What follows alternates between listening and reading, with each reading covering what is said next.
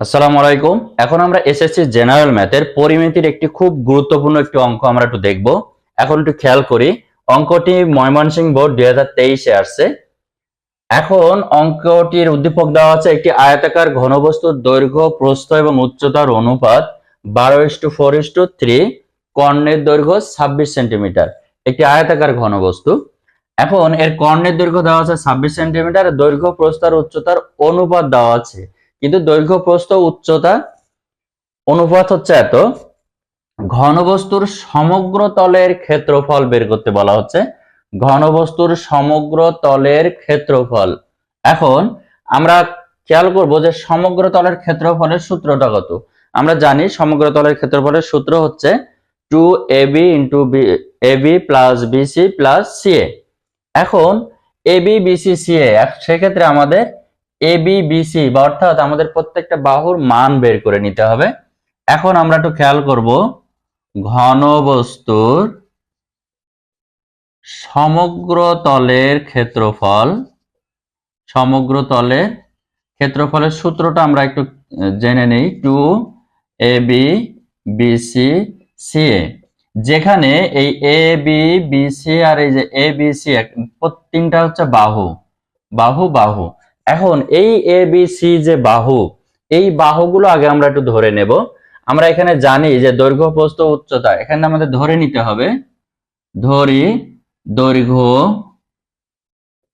প্রস্থ আর উচ্চতা। এখন এইখানে আমরা একটু ধরে নেব a ইজ ইকুয়াল টু কত, a ইজ ইকুয়াল টু 12, অর্থাৎ এখানে a is equal two 12x, b is equal two কত 4x, c is equal two আমরা ধরে নিলাম 3x। এখন এই যে তিনটা বাহুর মান আমরা ধরে নিলাম।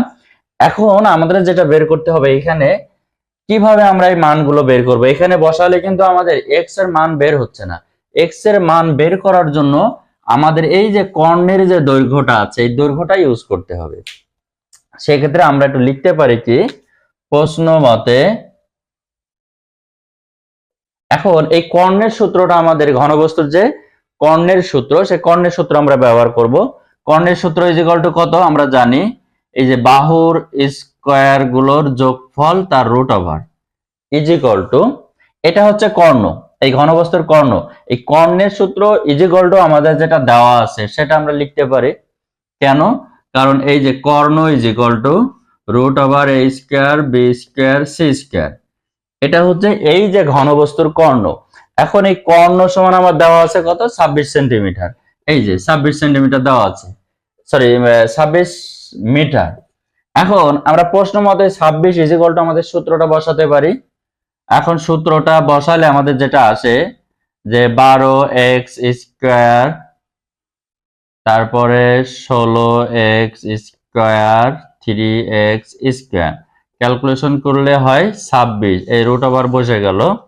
এখন এইখানে আমরা যেটা করব, 12 12 144x square, 16x square, 9x square, calculation করলে হয় 26।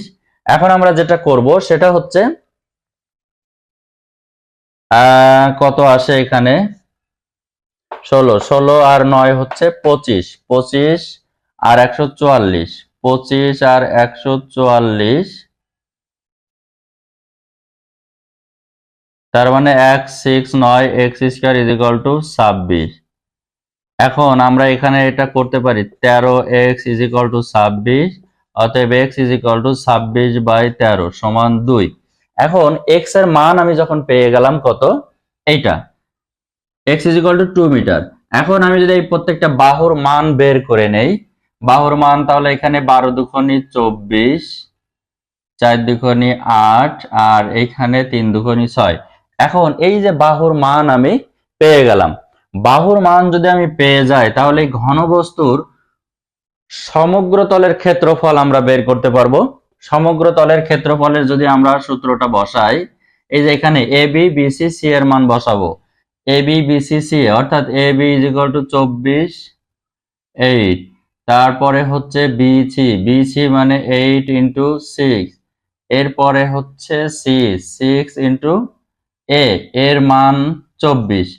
এখন এত বর্গ মিটার, এইখানে ক্যালকুলেশন করলে আমাদের যেটা আসবে আমরা সেটা বসায় দিলাম 668 এত বর্গ মিটার। এটি হবে আমাদের এই অঙ্কের উত্তর।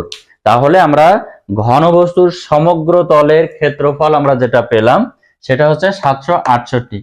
কিভাবে পেলাম? আমাদের সূত্র হচ্ছে 2ab + bc + ca, সমগ্র তলের ক্ষেত্রফল। এখন ab bc এর মান আমরা জানি না, কিন্তু সেইটা আমরা বের করে নেব।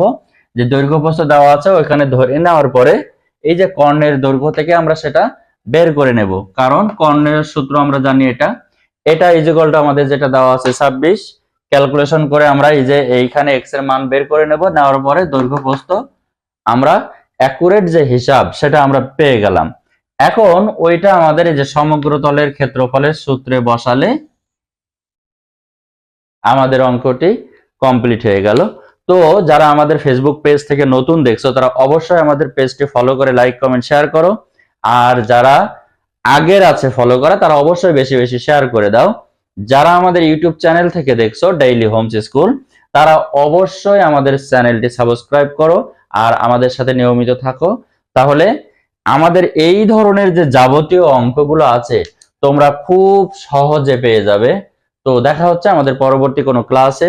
সে পর্যন্ত সবাই ভালো থাকো, সুস্থ থাকো। আর যদি কোনো প্রশ্ন থেকে থাকে অবশ্যই আমাদের কমেন্ট বক্সে জানিয়ে দাও, তাহলে আমরা নেক্সটে সেইগুলোর উত্তর দেওয়ার চেষ্টা করবো ইনশাল্লাহ। তো ঠিক আছে, ভালো থাকো সবাই, খুদা হাফেজ।